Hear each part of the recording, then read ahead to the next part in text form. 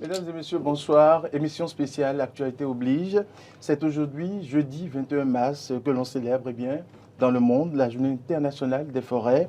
Qu'est-ce qu'une forêt et quels sont les différents types de forêts que nous avons au Bénin? Nous avons essayé de répondre à toutes ces questions au cours de cette émission. Et pour le faire, deux invités sur ce plateau.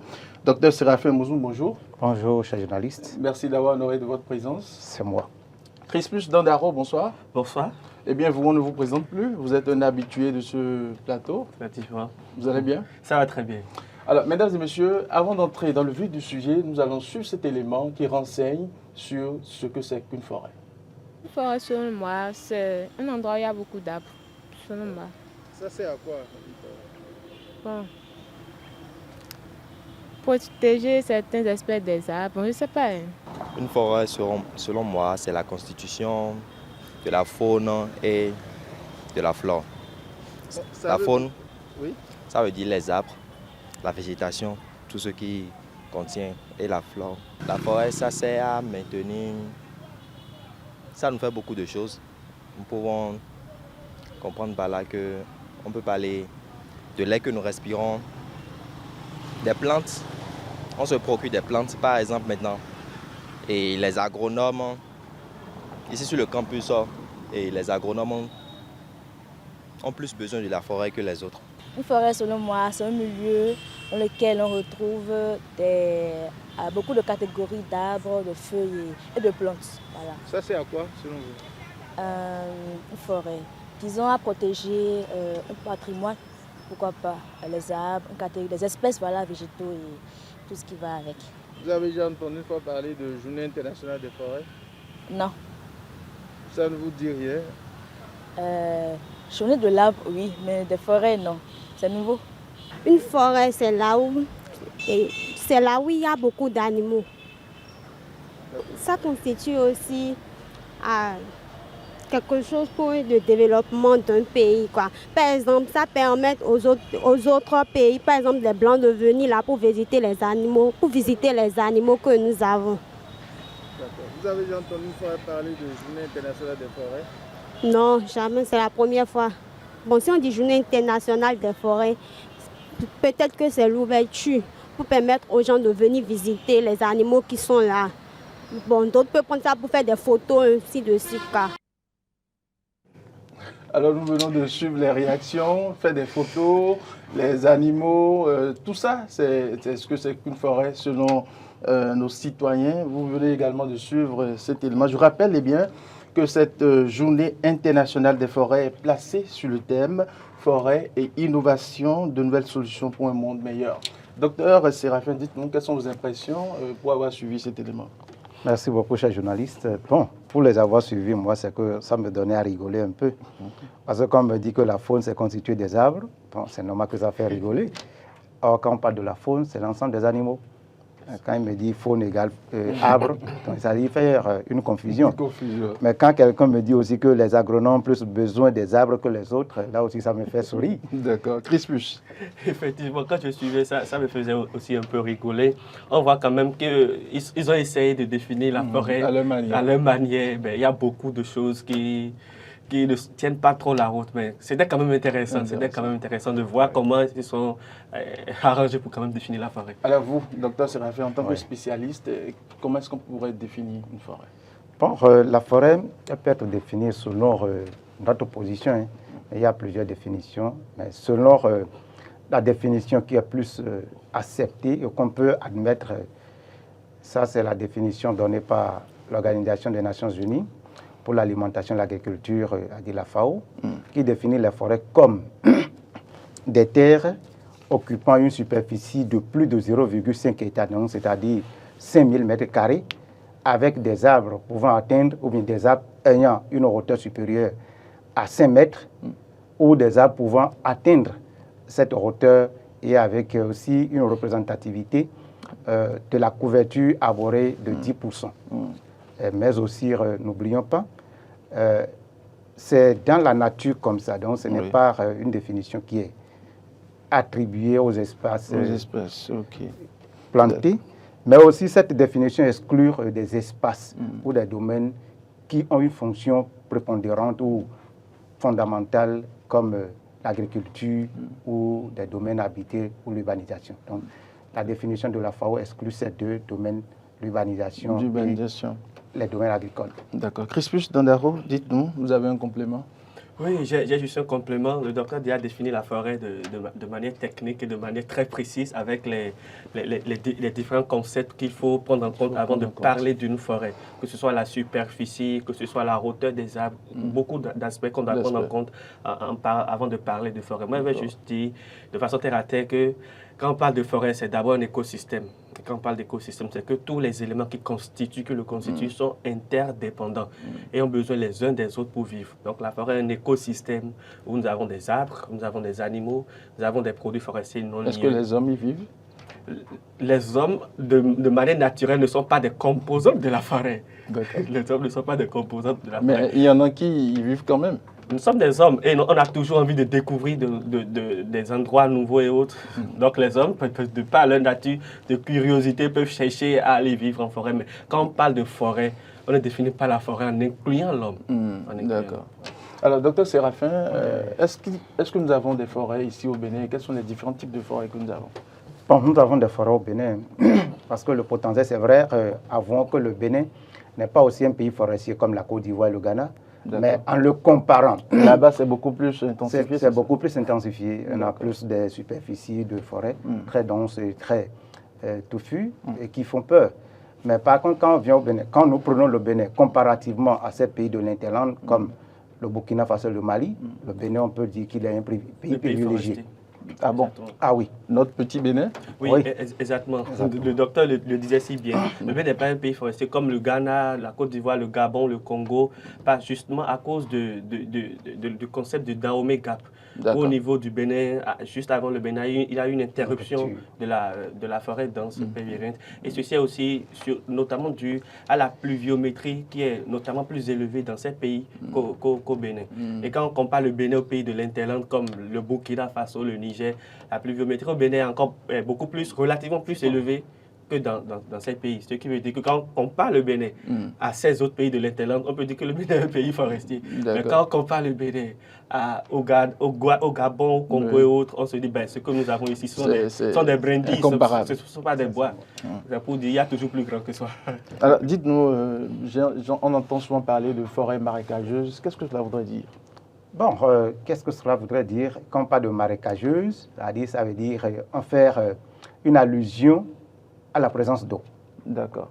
Donc ça veut dire que c'est des forêts. C'est une forêt, mais en son sein, il y a de l'eau. Il y a de l'eau en permanence. D'accord. Ou bien pour une très bonne période au cours de l'année, relativement plus ou moins 6 à 7 mois en permanence avec un niveau relativement élevé. Et pour y accéder, il faut forcément s'adapter. Soit c'est pour accéder à l'aide d'une pirogue, ou c'est peut-être pour prendre les bottes et aller avec. Et comment est-ce que les arbres qui s'y trouvent essayent de grandir et autres, essayent de survivre? Bon, là, c'est un écosystème spécifique. Ils sont adaptés. Ces arbres-là sont adaptés à ce milieu typique. Quand il y a des arbres qui ne sont pas adaptés à ce milieu, quand vous les amenez, c'est qu'ils vont mourir. Au bout de quelques temps, ils vont mourir. Donc, ces domaines sont adaptés. On parlait tantôt, bon, vous permettez que je revienne, on disait que le Bénin n'est pas un pays forestier, pas aussi autant que ça. Mais aujourd'hui, malgré la destruction, le Bénin a encore environ 6 millions d'hectares comme superficie. D'accord, c'est pas petit. C'est pas petit non plus. Et quand nous passons, c'est vrai, c'est de façon décroissante. Partant du nord jusqu'au sud, c'est vrai, au nord, il y a plus de zones protégées, des protégées de forêts classées. Et en partant de là, on a au moins la réserve de biosphère de la Pendiari, qui est d'ailleurs la première qui a été classée. Après ça, il est venu la réserve de biosphère du W, qui est aussi au nord. Et nous descendons, nous avons les forêts classées de Warimaro, de Mokoufé, des forêts de Lokoli, j'en passe. Bon, quand nous venons au sud, nous avons au moins la chance d'avoir 2 réserves maintenant qui sont créées. Il y a la réserve transfrontalière du Mono, et la réserve de la basse vallée de l'Ouémé. D'accord. Crispus, dites-nous, est-ce que vous avez effectué une descente une fois au niveau d'une forêt marécageuse? Oui, j'ai effectué une descente une fois dans une forêt marécageuse. Mais permettez-moi de revenir sur la question précédente, d'avoir parlé des différents types de forêts. Oui, il y a plusieurs types de forêts. Je vais essayer de donner juste quelques catégories comme ça. Il peut y en avoir plus. On a les forêts denses sempervirentes, on a les forêts denses semi-décidues, les forêts claires ou savanes boisées, les savanes arbustives. Après cela, on peut avoir maintenant les mangroves. Et on peut avoir... Ah, les mangroves également sont... Oui, on peut avoir les mangroves. On peut avoir les forêts marécageuses, les forêts galeries ou forêts ripicoles. Quand on parle de forêts galeries, ce sont des forêts qui longent un cours d'eau et plusieurs types de forêts. Et la chance que nous avons au Bénin, que nous avons une représentation de ces types de forêts au Bénin. Nous en avons, sauf les forêts dans Saint-Père-Virent. Justement, à propos, nous allons, avant de revenir à vous, nous allons rapidement suivre cet élément. Nous avons essayé de faire éruption au niveau de la forêt marécageuse de Ranzou. Je vous invite à suivre cet élément.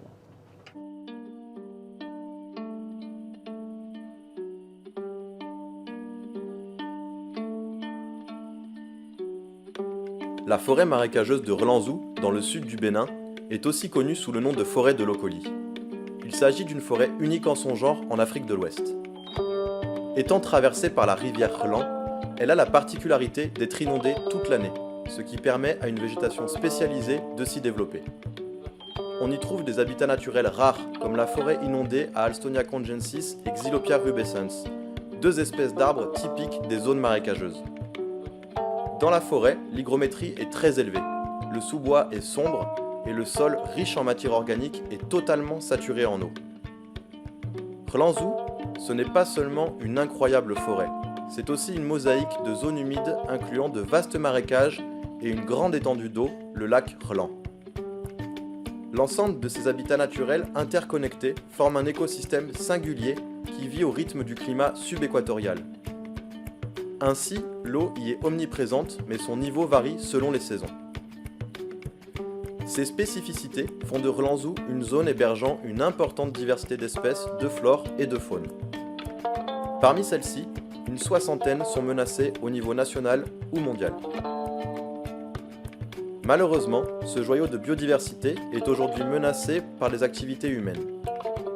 Augmentation des surfaces agricoles, production de charbon, ouverture de carrières de latérite, mise en place de vastes palmeraies à huile, la liste des menaces qui pèsent sur cet endroit d'exception est longue. Pour ces raisons, l'association UMI et son partenaire local, l'ONG Ecodec Bénin, se sont donnés pour mission d'agir pour la conservation de Relanzou. Mais cela ne pourra pas se faire sans l'implication des communautés locales et des acteurs politiques régionaux. Voilà, retour sur le plateau, Crispus Tandaro. C'est un plaisir de suivre cet élément sur la forêt marécageuse de Lokoli. Justement, c'est une forêt à laquelle je suis très habitué, je suis plus ou moins habitué. Et c'est une forêt communautaire. Quand on parle de forêt communautaire, c'est une forêt qui est gérée par la communauté locale. Ce n'est pas une forêt qui est déjà classée, elle n'est pas encore classée. Voilà. Et c'est une forêt qui se trouve entre deux villages, le village de Lokoli et le village de Deme. De manière générale, on parle de la forêt marécageuse de Lokoli. Mais Relanzou, parce que justement, la forêt est érigée sur une rivière. Ok, d'accord. Et c'est la rivière. Et ça porte le nom de la rivière. Ouais, la rivière, c'est la rivière Relan. Donc on dit Relanzou pour dire la végétation qui se trouve sur la forêt de Relan. C'est une forêt quand même qui regorge d'une potentialité à ne pas négliger. On va y revenir. Okay. Docteur Séraphin, dites-nous, quelle est l'importance d'une forêt? Bon, l'importance d'une forêt... Quel rôle jouent ces forêts au Bénin? Pas seulement au Bénin, une forêt, c'est une richesse énorme. Parce que non seulement ça abrite des plantes, mais ça abrite aussi des animaux. Et les forêts ont un potentiel énorme, comme je le disais tantôt. Les forêts sont des pourvoyeuses de l'énergie, à des fournitures de bois, de chauffe, fournitures de bois d'énergie. Les forêts sont pourvoyeuses de nourriture, parce qu'on y va pour récolter des fruits. On peut couper les arbres comme on veut? Non, pas comme on veut. De façon réglementée, on peut couper. On peut faire des prélèvements. Donc, ça peut arriver là pour des bois de service. Maintenant, les forêts aussi sont source de nourriture, comme je le disais. On peut aller prélever des produits forestiers non ligneux, des fruits ou des plantes fruits légumes. Aussi pour la médecine. Pour la médecine, pour ça c'est pour la médecine, les médicaments. Là, on ira chercher des plantes médicinales pour pouvoir faire soigner certains maux. Mais aussi, ils jouent des rôles écologiques. Et aussi, les forêts sont des sources de revenus liées au tourisme ou aux activités de l'écotourisme. Ah bon, donc nous pouvons recevoir des expatriés, des invités d'autres pays qui veulent découvrir nos forêts, c'est possible? Bien sûr que oui, même les nationaux aussi quand même, il faut aller découvrir la richesse que regorge les plantes, les animaux qu'on n'a jamais vus chez nous. On peut aller regarder ces animaux-là, ne serait-ce que aussi pour se distraire. Hein. D'accord. Crispus, votre avis, quelle est l'importance des forêts? Les forêts sont très importantes. Je dirais premièrement que les forêts constituent comme les poumons de la planète. Les forêts sont en fait les poumons de notre planète. Et au-delà de ça, je vais les catégoriser l'importance en trois services qu'on leur reconnaît généralement. Les services écosystémiques, les services d'approvisionnement, de régulation et les services culturels. Quand on parle de services d'approvisionnement, le docteur l'a déjà dit, on peut, dans les forêts, s'approvisionner en bois de chauffe, en différents éléments qui nous sont utiles. Quand on parle de services de régulation, ça a rapport avec ce que je disais précédemment, qui sont le poumon de la planète. Les forêts permettent de réguler le climat, de réguler les différents paramètres, les facteurs du climat. Et ça nous permet de mieux vivre sur la planète. Et il y a aussi leur rôle culturel, qui n'est pas aussi à négliger. En fait, les forêts, on ne va pas... Si on veut parler de l'importance des forêts, c'est vraiment vaste. C'est vraiment vaste. Alors, docteur, est-ce qu'il n'y a pas un risque que nous courons en coupant les arbres, en n'entretenant pas ces forêts? Est-ce que d'ici quelques années, nous pouvons encore avoir des forêts intactes que nous avons à l'heure actuelle au Bénin? A priori, non. Pourquoi? Vous regardez, je le disais tantôt, même au plan mondial, le phénomène est observé. Au Bénin, entre 2005 et 2015, le Bénin est passé de 7,6 millions d'hectares à 6 millions d'hectares. Donc, vous avez vu, on a perdu au moins 1 million. Alors, ça inquiète, c'est inquiétant? Ça inquiète, ça fait environ 20%. Wow. En moins de 20 ans. Mais qu'est-ce qui justifie cela? Mais ce n'est que l'extension des espaces agricoles. Ces espaces qui étaient occupés par des forêts, qui sont transformés en zones de culture, ça perd déjà sa qualité de forêt. Maintenant, quand nous quittons là aussi, aujourd'hui, nous sommes exposés au phénomène du changement climatique. Tout ça là, qui sont souvent, on a des incendies par ici, des sécheresses prolongées par là, et on a des inondations. Maintenant, quand il y a une inondation, que la plante qui était là n'était pas adaptée à supporter la quantité d'eau au cours d'une année, elle va partir. Donc, ça veut dire que l'espace là est déjà déboisé naturellement. Crispus, qu'est-ce qui se passe concrètement avec les forêts? Oui, nous sommes en face d'une perte progressive de la couverture forestière au niveau du Bénin. Ce n'est pas seulement qu'au niveau du Bénin, de manière générale. Et c'est notamment lié aux pressions anthropiques ou au phénomène des changements climatiques. Le docteur l'a su bien expliquer. Il y a beaucoup de choses qui se passent aujourd'hui. Les pressions anthropiques, la pression sur la ressource. Il faut remarquer qu'au jour le jour, la croissance démographique prend de l'ampleur. Nous devenons de plus en plus nombreux sur la Terre. Et quand on devient de plus en plus nombreux, il faut pouvoir se nourrir.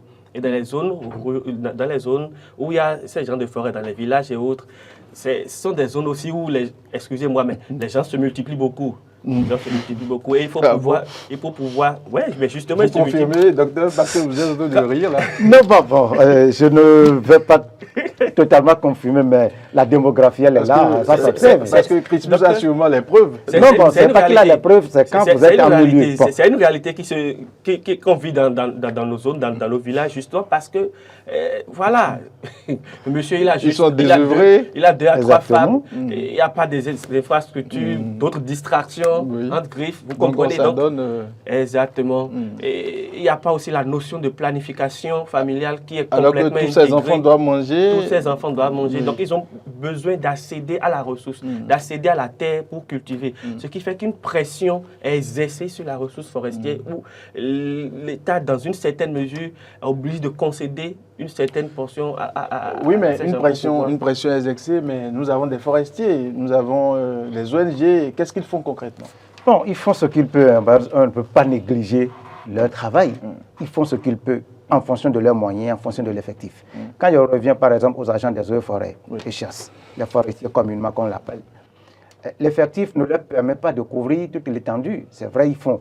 L'État aussi fait de son mieux. Mais il est primordial que l'État maintenant arrive à recruter le maximum. C'est vrai, ils ont déjà commencé par faire l'effort déjà. Du moment où on a commencé par faire recruter pour des catégories spéciales. Bon, il y a eu plusieurs recrutements. On va dire pour la surveillance des eaux et pour la surveillance de la côte, c'est-à-dire du littoral. C'est-à-dire qu'il y a des efforts, mais qui doivent aussi être intensifiés pour pouvoir permettre de couvrir. Si on envoie par exemple la forêt d'Orange dont on parle et qu'on envoie 2 ou 3 forestiers pour surveiller, ils ne peuvent pas. Ils sont d'un côté, mais les braconniers ou les criminels entre griffes, et ils rentrent de l'autre côté. Donc ils ne peuvent pas. Donc c'est l'effectif. Et aussi, il faudrait qu'on arrive à conscientiser nos populations. C'est surtout ça. Conscientiser les populations, vous êtes d'avis? Je suis complètement d'avis. Mais est-ce que c'est chose facile? Rien n'est facile dans la vie, mais quand on se donne les moyens, on peut y arriver. On parle des forestiers. Oui, les forestiers sont là.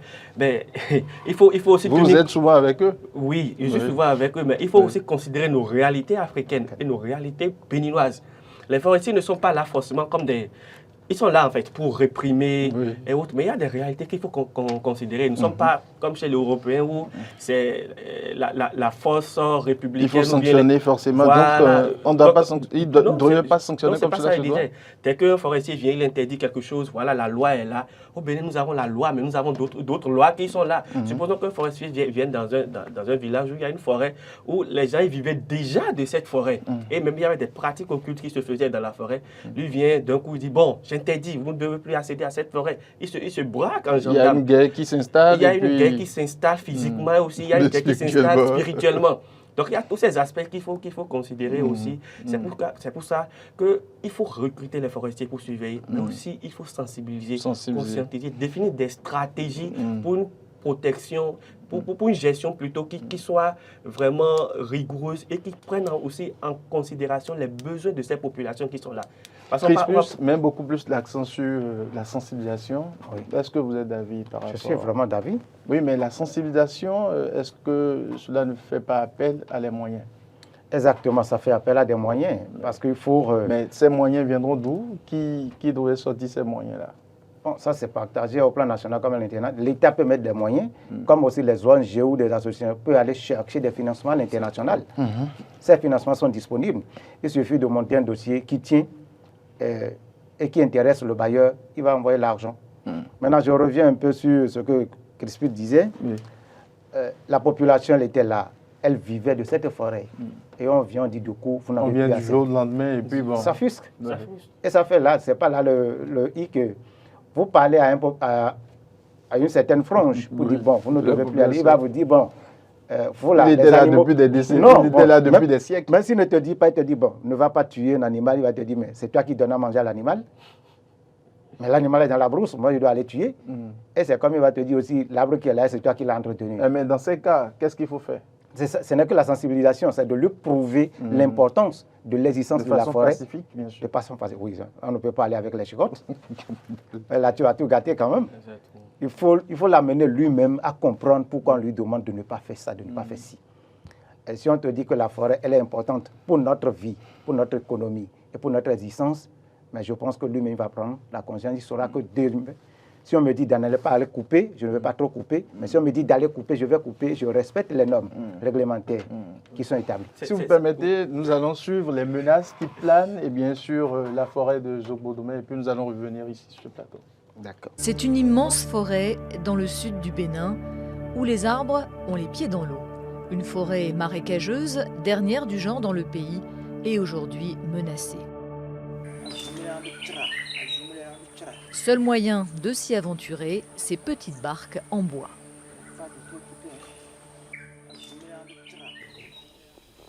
Là, on entend le cri du calao longiband.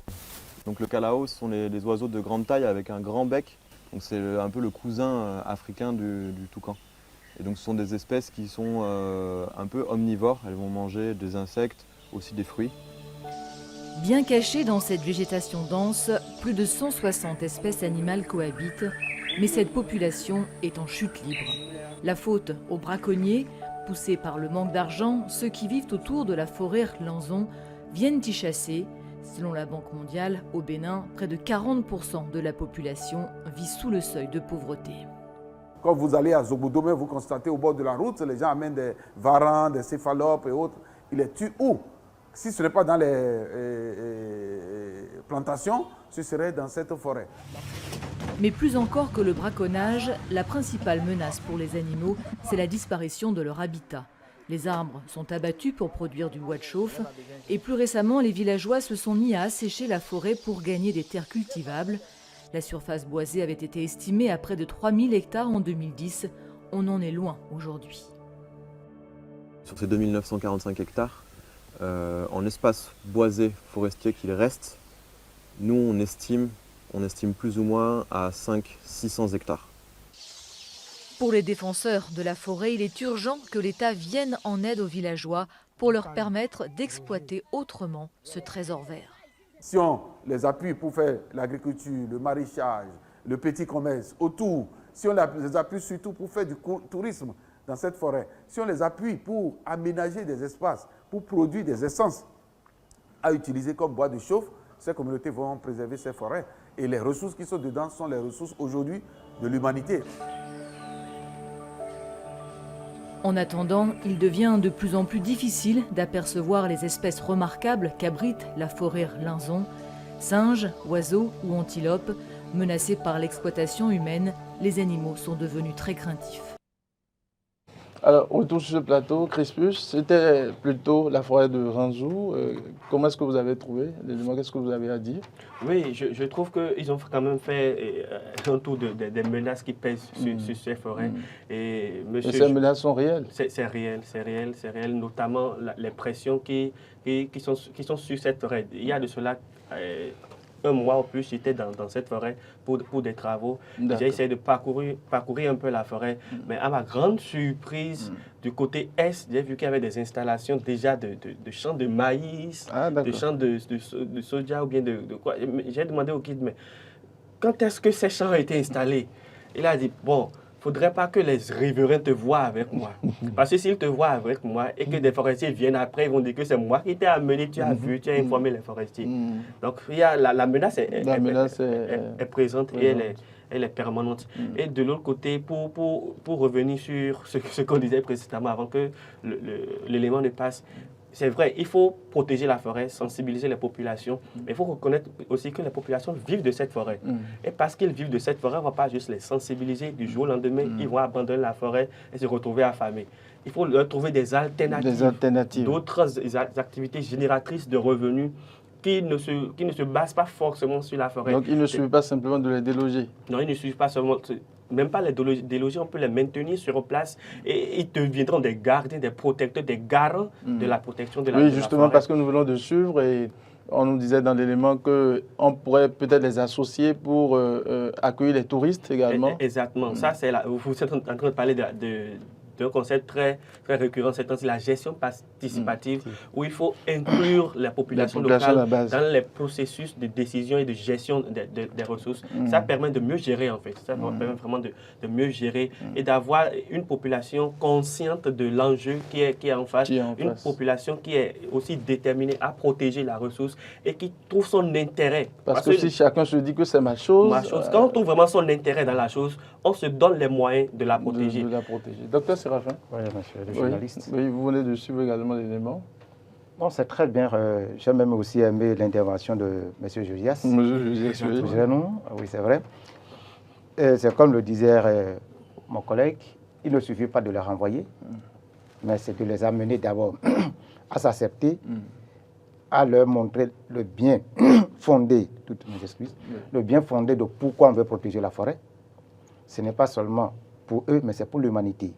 Mais si on leur prive d'aller prélever dans cette forêt, comment ils vont se nourrir?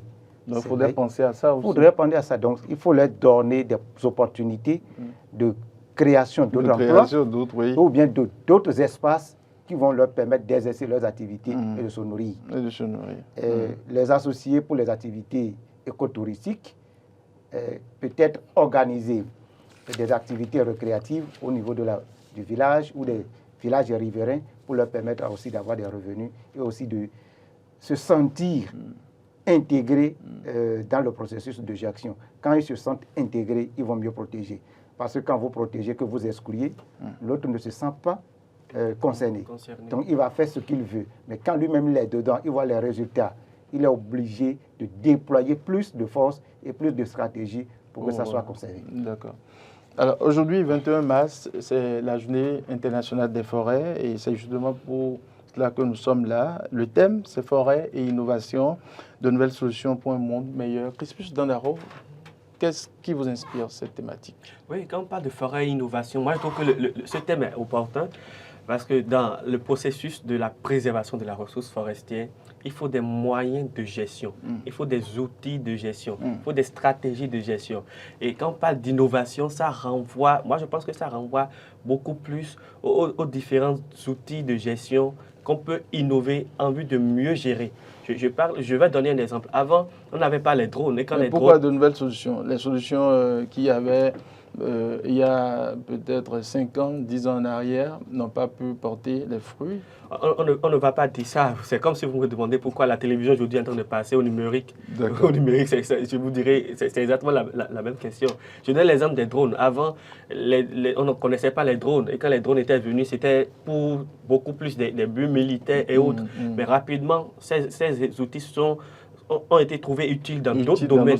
Même dans le secteur de la foresterie, de l'environnement, les drones sont très utiles. Ça permet de surveiller, de faire des quantifications. Nous l'utilisons également ici, à Eden TV. Exactement, les drones sont très, très utiles aussi.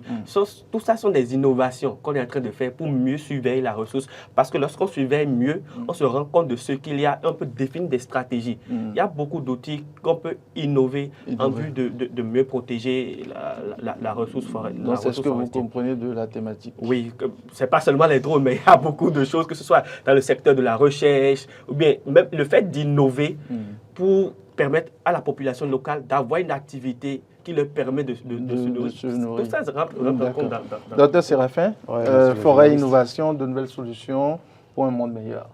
Oui. C'est un thème évocateur qui se colle à l'actualité, qui se colle aux dynamiques, ou soit à la dynamique actuelle. Parce qu'aujourd'hui, vous voyez, on a, comme je reviens sur son exemple, on est en train de passer de l'analogie au numérique au niveau de la télévision. C'est de même aussi dans beaucoup de secteurs, le numérique, c'est-à-dire les innovations, les technologies ont impacté ces secteurs.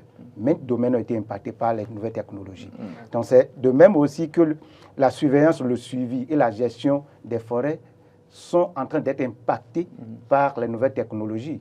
Donc il faut innover, ça c'est de l'innovation, c'est de nouvelles technologies. Donc aujourd'hui, on utilise plus les drones pour surveiller, pour prendre aussi les images. Aujourd'hui, on parle des images satellites pour pouvoir aussi mieux voir la dynamique. Parce que avant c'était un peu compliqué. Vraiment compliqué, parce qu'il faut descendre forcément sur le terrain avant de connaître les limites, avant de voir ce qui se passe. Mais avec les drones, ça permet quand même de voir une image aperçue. Et si on a encore une technologie très avancée, on peut aussi installer un système qui, depuis même leur bureau, ils peuvent enregistrer déjà les signaux qui permettent de voir s'il y a des gens qui s'infiltrent ou qu'est-ce qu'ils vont faire dedans. Depuis un bureau, on peut avoir de cette télémétrie-là. On peut aussi, pour poursuivre la faune, on peut mettre des caméras trappes. Ça peut aussi arriver sur la cartographie numérique. C'est un exemple aussi que je voulais donner. Avant, pour faire les dénombrements, pour avoir une idée de l'effectif, de la taille des populations, de la population de tel animal ou telle autre espèce, il y a beaucoup de méthodes. Les méthodes de dénombrement, les lignes transect, les points transect. Je vous explique. Les lignes transect, je viens dans une forêt qui fait peut-être 12 000 hectares. Et on trace des lignes, je l'explique de manière vulgaire comme ça, des lignes qui font d'un bout à l'autre de la forêt. Donc, avec votre GPS, vous mettez sur la ligne et vous prenez des informations au fur et à mesure des codes. Voilà. Sur le parcours, tu marches tout droit. Je l'ai fait dans la forêt classée de Pénisoulou. Tu peux rentrer dans la forêt à 7 h et sortir à 19 h. Parce qu'il faut marcher à une certaine vitesse et tout. Ça se fait, ça continue par se faire. Mais tenez-vous, il y a d'autres méthodes qui sont en train de venir aussi. Aujourd'hui, on peut faire pas forcément la même chose, mais connaître la taille de l'effectif d'une population par la méthode des caméras. C'est une méthode que j'ai expérimentée l'année passée.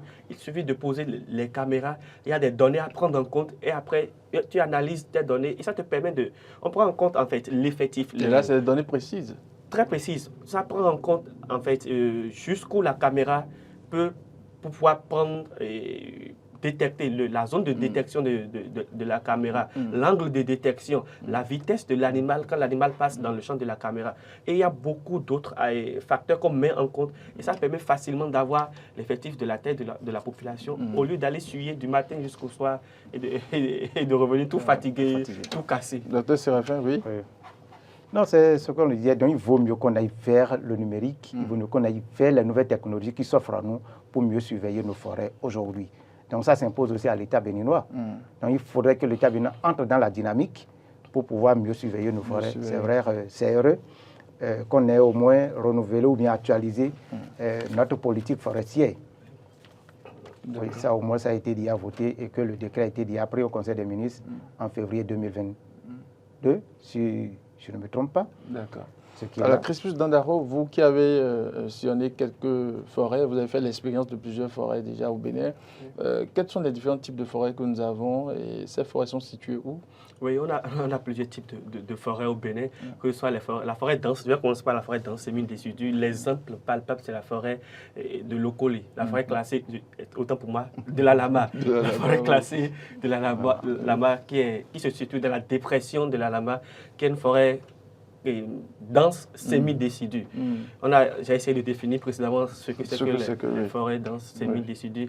Et je vais juste dire, c'est l'exemple type de la gestion participative dont on parlait tout à l'heure. C'est une forêt qui couvre près de 12 000 hectares, dont il y a près de 5 000 hectares qui sont protégés. Et autour, il y a une ceinture de plantation qui est gérée par la Société nationale du bois et qui permet de générer des fonds. Est-ce des aires protégées? Oui, c'est une aire protégée. La forêt classée de la Lama, c'est une aire protégée. On a aussi la forêt marécageuse de Lokoli dont on a parlé. On a aussi la forêt de Pénésoulou dans laquelle j'ai eu la grâce de travailler l'année passée. J'ai fait le suivi écologique des populations de buffles qui ont colonisé dernièrement cette forêt. C'est aussi une très belle forêt avec d'énormes potentialités qui sont valorisables. Nous avons aussi la forêt de Dogo Ketu qui se situe dans la zone de Ketu, qui est aussi gérée par la Société nationale du bois et d'autres organismes. Il y a aussi la forêt classée des Ouais qui se situe dans la même zone. On a assez de forêts au Bénin qui sont un peu partout. Il y a la forêt des Monts Koufé et de Warimaro qui se situe aussi au nord du pays. Voilà. On a assez de ressources forestières comme au Bénin. D'accord. Docteur Séraphin, nous entendons souvent parler de forêt sacrée. Forêt sacrée, oui. Il y a le mot sacré, mais en tant que spécialiste, essayez de nous éclairer un peu. Merci beaucoup. Forêt sacrée, ce n'est pas aussi compliqué. Bon, comme le mot le dit, sacré. L'élément fondamental ici, c'est le facteur religieux. Exactement. Donc, ça veut dire que c'est ça qui fait la différence. Donc, on y va pour faire des libations, on y va pour faire des cérémonies à des dieux ou des divinités. Donc, la forêt abrite une divinité. C'est pourquoi on le dit sacré. Donc, n'y va pas qui veut. Mais est-ce que ces forêts peuvent être exploitées? Exploiter dans quel sens? Le mot sacré. Oui, bon. Exploiter dans quel sens? Parce que c'est une forêt, un lieu où les gens vont faire consacrées uniquement pour les rituels et plutôt. Oui. C'est en plus pour les rituels. Mais il y a plusieurs types. Il y a aussi les forêts, par exemple, les forêts cimetières, où parfois on va enterrer des adeptes de certaines catégories, ou bien c'est une forêt qui... il y a des forêts réservées uniquement pour ça? Oui, pour ça. Et c'est des forêts sacrées aussi? C'est des forêts sacrées aussi. Il y a par exemple aussi des forêts où, dans des palais, avant c'était là, c'est là où on enterre les rois.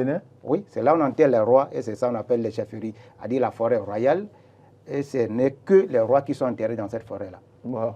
Mais aujourd'hui, la plupart aujourd'hui, ce qu'on fait au Bénin, c'est on met une divinité, c'est ça on dit, on met le sacré, et pour interdire à qui veut d'y aller pour détruire. Donc ce n'est que les initiés. Et ce n'est que les dignitaires ou ceux qui sont des pratiquants ou de la divinité ou du culte qui est là, qui vont. Donc n'importe qui ne peut pas intégrer. Non. C'est vrai qu'à un moment donné, les chercheurs ou ceux qui veulent, il y a des limites. Mais il y a des endroits à l'intérieur de la forêt. Donc c'est un accès interdit également pour les forestiers? Oui. Donc il doit pouvoir aller avec les dignitaires. Crispus? Oui, exactement. Je vous écoute à propos. Quand on parle des forêts sacrées, d'abord, ce sont des domaines forestiers qui sont gérés avec les pratiques religieuses. C'est surtout l'aspect culturel. Le culte qu'on va faire intervenir quand on parle de forêt sacrée. Il y a souvent des divinités qui sont protégées, des cultes que la population locale va faire ils vont faire à l'intérieur. Autant pouvoir.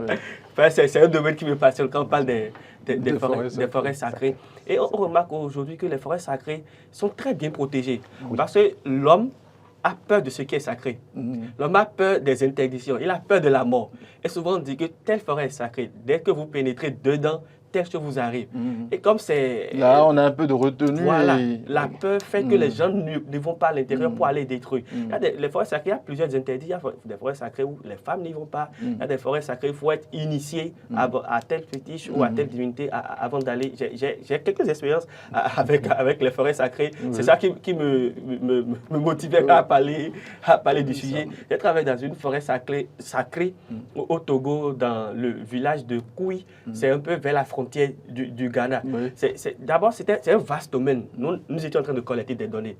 Donc, on s'est dit, voilà, on peut travailler aussi dans cette forêt. On est arrivé le premier jour, on nous allait installer chez le chef village. Il a parlé. Ils ont appelé le chef coutumier aussi, qui a parlé. Et difficilement, on nous a donné accès à une portion de la forêt. Et quand vous n'êtes pas allé au fin fond? Non, on nous a donné juste accès à un quart de la forêt. Et pour la première fois, on est allé dans la forêt, on s'est fait accompagner de tous les dignitaires. Ils étaient devant, nous ont dit, c'est ce côté que vous allez travailler, ce côté ne vous concerne pas, ne vous aventurez pas. Et pour aller chaque fois dans la forêt, on nous faisait accompagner d'un dignitaire aussi. Et à 17h, rigoureusement, on devait quitter. On devait cesser tous travaux. C'est que si dans cette forêt, il y a une espèce nocturne, ça sera difficile de... Est-ce que ce n'est pas aussi des portes d'ouverture pour les touristes? Les forêts sacrées, ça peut être des portes d'ouverture, mais ça dépend des forêts sacrées. En fait. Il y a d'autres forêts sacrées sur les monts Agou, et dans le village de Domépé, dans laquelle j'ai travaillé. Nous sommes arrivés, mais on a fait environ 3 jours avant de pouvoir intégrer la forêt. Parce qu'il y avait des sacrifices à faire. Voilà, ils ont tué un bélier, ils ont tué un coq. Il y a beaucoup de choses qu'ils ont fait. Nous, on n'était pas sur place, mais on nous a demandé d'envoyer un représentant du groupe pour assister à la cérémonie. Ils ont fait une grande fête avant qu'on ne puisse travailler dans la forêt. Et chaque fois, avant d'aller dans la forêt, on faisait accompagner aussi les dignitaires pour nous suivre. Ce qui veut dire que les forêts sacrées sont vraiment protégés par les connaissances locales, la religion. Et ce sont des forêts, quand vous rentrez dedans, vous remarquez que la biodiversité est remarquable. Elle est originale. Parce qu'il y a un certain pouvoir qui protège la forêt. Et un certain respect aussi. Ça inspire une peur. Et tout ce qui inspire la peur à l'homme l'évite. Docteur Séraphin, ces forêts sacrées, on les retrouve où? Ces forêts sacrées, on les retrouve un peu partout au Bénin, mais elles sont du moins plus concentrées au sud. D'accord. Parce que quand nous prenons le nord, je sais que la religion musulmane a dominé, donc ce qui a fait qu'ils n'ont pas assez de forêts sacrées, mais il y en a quand même. Mais quand on vient au sud, il y en a assez. On a assez. Je sais qu'il y en a suffisamment à Ouida. Oui, il y en a à Tori, j'en ai parcouru à Lada, à Tori, à Zé, à côté là. Même derrière nous ici, à la GDZ, il y a une forêt sacrée. Qui est protégée, qui est on fait tout, mais on n'essaie pas de toucher à une virgule de exactement. J'ai même eu la chance d'aller dans cette forêt-là. C'est ce qui a fait qu'ils ont dû faire une ouverture vers la ville pour permettre aux dignitaires, en voulant faire leur sacré, qu'ils ne sont pas obligés de faire le tour de GDZ avant d'y aller. Je suis allé dedans, donc il y a les forêts sacrées à Tori aussi, que j'ai parcouru aussi. Quand on va dans le Monokoufo, n'en parlons même pas, il y en a. Mais aujourd'hui, selon les statistiques, le Bénin enregistre au moins jusqu'à 3000 forêts sacrées. Exactement. Alors, j'entends souvent parler également de la forêt de l'Amazonie, la plus grande forêt au monde, vous confirmez. Parlez-nous un peu de cette forêt-là. Oui, la forêt de l'Amazonie au Brésil, mais je crois que c'est 5 pays qui partagent cette forêt. C'est vraiment la plus grande forêt et 10% de la biodiversité mondiale s'y trouve. Donc c'est vraiment une grande forêt et c'est le poumon de la planète. On appelle cette forêt le poumon de la planète. C'est la forêt qui a la plus grande superficie. Et voilà. Dites-nous, nous entendons également parler de la déforestation. Déforestation, forêt. Qu'est-ce qui peut amener à ce que nous puissions parler de déforestation? Bon, qu'est-ce qu'il peut amener? Ce n'est que la satisfaction de nos besoins. Exactement. Donc, comme il le disait tantôt, la forêt, bon, je reviens un peu sur ça, la forêt de l'Amazonie, elle n'est pas la plus ancienne, mais elle est la plus grande, avec une superficie de 5,5 millions. Ah, donc elle n'est pas la plus ancienne? Non. Non, non. Mais elle est la plus vaste. Au monde? Au monde.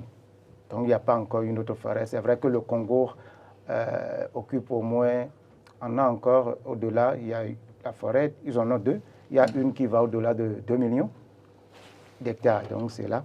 Bon, la déforestation, je reviens à votre question. La déforestation, qu'est-ce qu'il peut amener? Ce n'est que la satisfaction des besoins de l'homme. Donc, si l'homme a des besoins qu'il doit satisfaire, si on doit nourrir des bouches, une population qui ne cesse de s'accroître, donc il faut aussi avoir des superficies. Les moyens pour pouvoir en venir là. Donc, il faut étendre les superficies cultivables et qui nous amènent à détruire des forêts pour pouvoir installer des champs. Mais si nous aussi, on doit construire des bâtiments pour nous abriter, il faudrait aussi qu'on détruise une partie de la forêt pour pouvoir s'installer. Mais si on doit installer aussi de nos industries, parce qu'aujourd'hui, il faut de l'industrie pour pouvoir se développer. Donc, si on doit installer des industries, il faut aussi qu'on coupe les forêts. Donc, bon, l'exemple n'est pas loin de vous. J'ai des aides.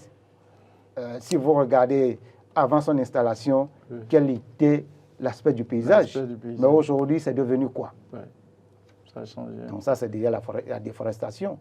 Donc c'est des exemples palpables. Même ici, là où nous sommes, avant qu'on ne vienne installer la maison Sivra, et si on regarde dans le passé, avant l'installation, je pense que ça devait être une forêt. Oui, tout à fait. Donc c'est un peu ça. C'était les causes fondamentales. D'accord. Crispus Dandaro, nous tendons vers la fin de cette émission. Mais est-ce que ces forêts-là, parfois, ne sont pas dangereuses? Quand on parle de forêt dangereuse, ça me renvoie, c'est une question à laquelle je suis habitué. Souvent, quand je vais en forêt, je reviens, je parle avec mes amis. Ils me disent, mais toi, tu es courageux, tu vas passer des nuits en forêt. C'est des risques que vous encourez. Ils me disent, ce sont des endroits dangereux et tout. On ne va pas dire que les forêts sont des endroits dangereux. On va non plus dire que ce n'est pas dangereux. Il faut juste savoir là où tu vas. Il faut, avant d'aller dans une forêt... Comment est-ce que vous y prenez? Oui, avant d'aller dans une forêt, il faut prendre des renseignements sur la forêt. Savoir où tu dois vivre, quelles sont les espèces qu'il y a dans cette forêt. Que ce soit les espèces de faune ou de flore. Souvent, on pense que c'est seulement les animaux qui sont dangereux. Alors qu'il y a des espèces de flore qui sont très dangereuses aussi. Je donne un exemple. C'est un arbre qu'on appelle, bon, le nom scientifique c'est Erythrophyllum suavolensis. C'est un arbre, lorsque tu inspires juste, comment je vais expliquer? Les pollens ou soit... Exactement, tu meurs. Ah bon? Oui, tu meurs. Avant, les gens considéraient la chose comme sacrée, que dès que tu coupes, quand on coupe l'arbre, là, on meurt. Et des gens ont rendu l'arbre comme arbre fétiche, alors que ce n'était pas juste ça. Scientifiquement, c'est ça. En coupant, tu ingères juste. Et c'est ça qui tue. Donc, il y a ces genres de choses qu'il faut savoir, qu'il faut considérer, savoir quels sont les animaux qui sont là, quelles sont les espèces d'arbres qui sont là. Prendre les précautions. Pour aller en forêt, par exemple, il faut toujours porter des bottes ou bien des chaussures qui sont quand même beaucoup plus remontantes. Avoir une manche longue, garder... Ce sont les outils qui vont te permettre de ne pas dormir là-bas. J'ai des expériences vraiment avec ça. Je me rappelle, j'étais parti en forêt une fois avec mon GPS dans la forêt de la Lama. Le matin, on était 2, on a pris le GPS, on a mis les piles dedans et les piles étaient déchargées. Alors que ce sont des piles qu'on ne pouvait pas trouver sur place. On devait revenir à Coton d'abord. Donc on est allé chez la bonne dame à côté, on a pris les piles simples qu'on met dans les radios, on en a pris suffisamment. En 5 minutes, exactement, le docteur sait de quoi il parle. En 5 minutes, ces piles se fatiguent. Donc, au beau milieu de la forêt, on n'avait plus de GPS.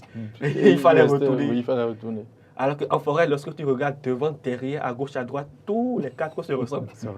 Tu ne sais pas comment t'orienter. Ah, oui. On s'est dit, bon, on va reprendre une direction, on va commencer par marcher. Un jour ou l'autre, on va sortir de la forêt. Vous avez fait combien de jours? Non, on n'a pas fait des jours. On est sorti le même jour. Mais ça a été fastidieux. Ça a été fastidieux. Donc, les forêts, dangereux, peut-être. Mais quand on est habitué, on s'en sort. Il ne faut pas aussi trop avoir peur avant d'y aller. Je me rappelle au début, quand on voulait travailler dans la forêt, dans la carrière de Lokoli, on discutait avec le chef village et tout. Il nous a dit, ouais, dans la forêt, là, il y a l'anaconda. Donc, vous imaginez une forêt dans laquelle il y a de l'eau. Vous savez que vous aurez le pied dans l'eau du matin jusqu'au soir. Donc, il n'y a même pas possibilité de courir. on vous dit déjà, il y a l'anaconda dans cette forêt. Ça inspire déjà le stress avant d'arriver, la peur. Voilà, que ce qu'il appelait anaconda, c'était plutôt le python de Seba. Qui faisait... C'est ça, lui, il appelle anaconda. C'est le plus gros, et c'est pas constricteur que nous avons ici. Bien vrai, ça a fait peur et tout. Mais quand même, il ne faudrait pas se donner ces limites avant d'y aller. Les forêts sont quand même des endroits très paisibles où vous pouvez vous épanouir. Le paysage est souvent très beau. Très beau, très beau. La nature et tout est naturel. C'est vraiment naturel. Il ne faut pas avoir peur des forêts plus que ça ne l'est.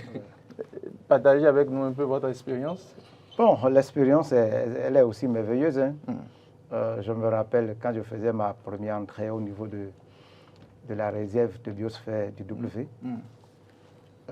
J'étais là. Bon, heureusement que moi, j'avais souvent des piles secours.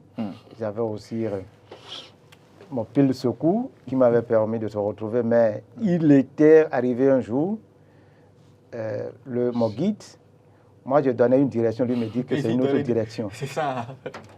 Je sortais de la forêt parce que réglementairement, avant d'aller, j'avais pris les dispositions, j'ai lu la documentation. Oui. Il vaut mieux quitter les forêts, surtout les aires protégées, à partir de 17h au plus tard. Pour sortir, il faut être à la lisière au plus tard à 17h. Ah bon?